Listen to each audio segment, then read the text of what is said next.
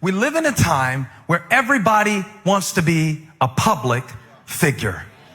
We live in a time, and please don't get mad at me for saying this, where even people who have a private account spend their whole lives posting stuff and commenting on stuff to create an image and a projection of a reality that may bear no resemblance. The awkward golf claps really helped me. I appreciate that. To the reality of their situation. And Jesus's brothers pull him aside and say, we've got a great idea. Why don't you show the world who you really are?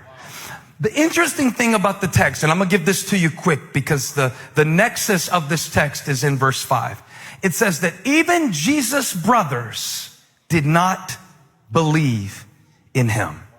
And since they didn't believe, they were trying to get him to perform. Anytime you have unbelief in your heart, it will cause you to try to perform to prove something that you don't really believe. In psychological terms, it's called the fraudulence complex, or some call it the imposter syndrome.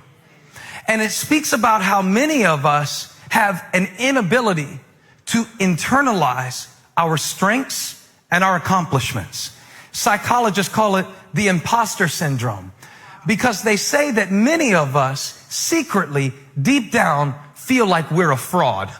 Many of us secretly, deep down, feel like we have so much less to offer than what people expect.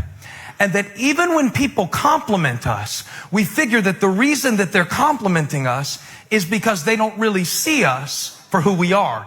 And if they ever saw us for who we are, if they ever saw how stupid we feel, if they ever saw how inexperienced we feel, if they really saw how nervous we really feel, they would kick us out the room. It happens to fathers. It happens to mothers. It happens to leaders. It happens to teenagers. It is the fear of being found out to be less than they thought you were. It is the fear that keeps you in a performance mode. It is the fear that keeps you spending money to look like something important because deep down you're afraid that you're really not.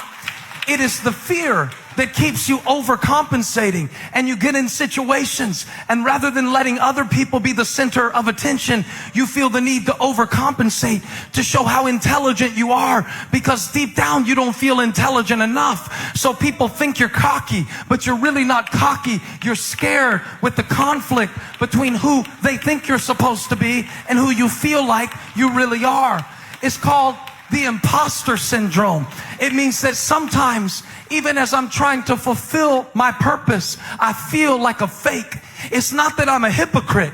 It's not that I'm insincere. It's just that deep down inside, I'm a man who sometimes feels like a little boy. I'm a preacher who sometimes feels like a sinner. I want to be wise, but sometimes I feel like a fool. And I'm wondering, is there anybody here who lately has been up under the pressure of an expectation?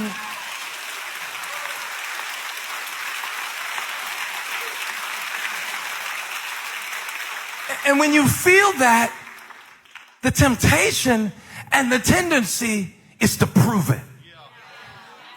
I gotta prove I'm a good dad. I gotta prove I'm a good mom. I gotta prove I'm a good preacher. I gotta prove it. And when you do it to prove it, it takes the joy out of it. See, Jesus didn't mind performing miracles. He just wasn't going to do it for the wrong motives. Jesus was going to Judea. He just wasn't going to make a public spectacle out of his power. Jesus was ultimately determined to show the world who he was, but he wasn't going to do it for the gram.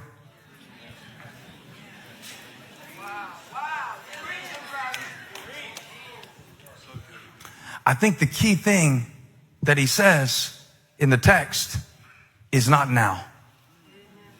I'm going to Judea, which is the region where he would ultimately give his life, but not now. And it's such a weird world we live in, isn't it? I'm so scared for my kids. Honestly, I don't even know what to tell them about growing up in a time where we've always had the pressure, but now the performance. Now everybody gets to experience performance anxiety because we all perform our lives for one another all the time. Just constantly. If you cook a good meal for your family, it does not count unless you make an Instagram story out of the meal. This is a very common thing to preach about. It's common because it's killing us. Jesus said, if I go to Judea for the wrong reasons, and if I show up with the wrong motives, and if I live my life to perform for others rather than to glorify my Father, it'll kill me. The religious leaders were waiting to literally kill Jesus, but I wonder what are the things that are killing you. It says that he purposely stayed away from Judea. What do you need to purposely stay away from in this season of your life? What do you need to purposely stop thinking about in this season of your life? Who do you need to purposely stop comparing yourself to in this season of your life? For me, it's Buck. I was doing squats the other day, and Chunks was watching me do these squats, and I was doing them deep squats. I only do leg day once every 6 weeks, so I got to make it count when I do it. And I don't know if I can do it in these jeans. I should have tested this. I hadn't done this illustration yet. But I was down deep on the squat. Now, Buck wasn't there that day. Chunks was there. And Chunks was spotting me. And he said, what are you doing?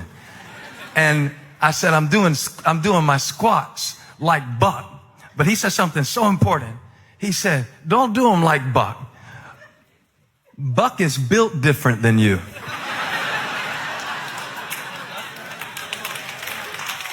You're going to break your back trying to be like Buck. And I wonder how we look to God trying to... You are going to snap your hamstring. You are going to pop your quads trying to be Buck. I went on Instagram the other day and I saw Kevin Hart, and I felt like a failure in my whole life.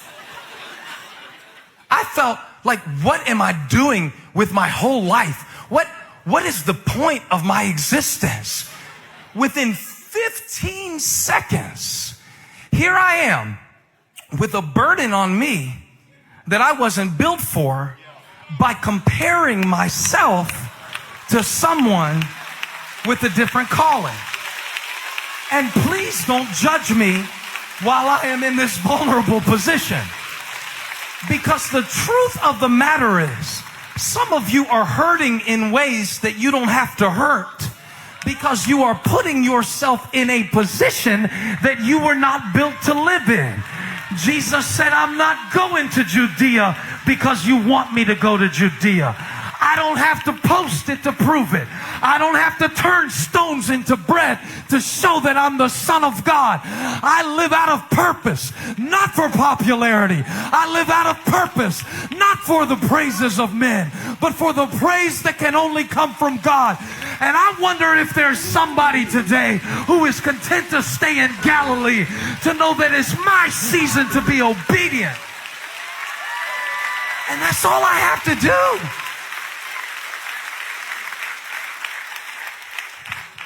All I have to do is be obedient in this season of my life. And Jesus said, y'all go. I'm not going. Not now. Y'all go. I'm going to stay. I'm purposely staying away. Because if I go here to impress people with that motive, it'll kill me.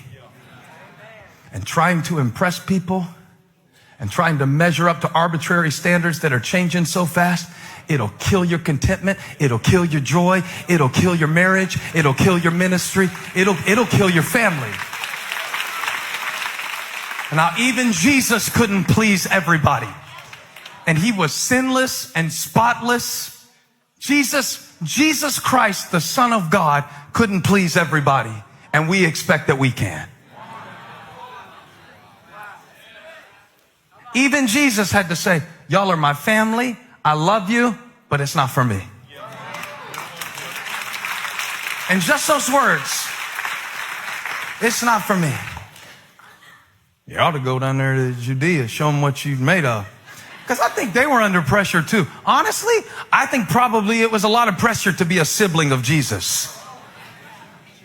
And you're bringing home C's in chemistry, and he's turning water into wine, like affecting molecular structures in real time.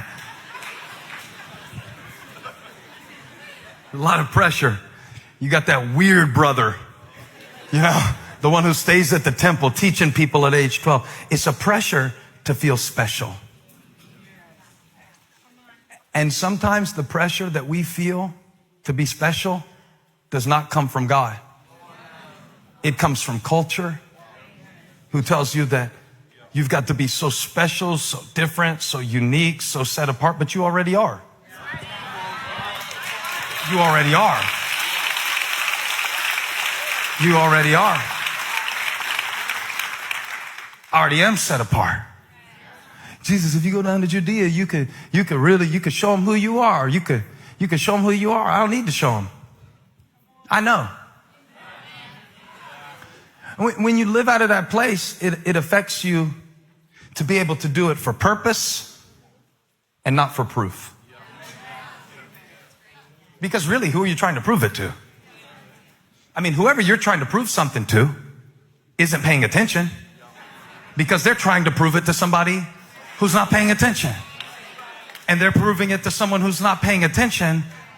And so while we're busy posting to each other our results to prove to one another what we're worth, our purpose is dying in the place of our insecurity.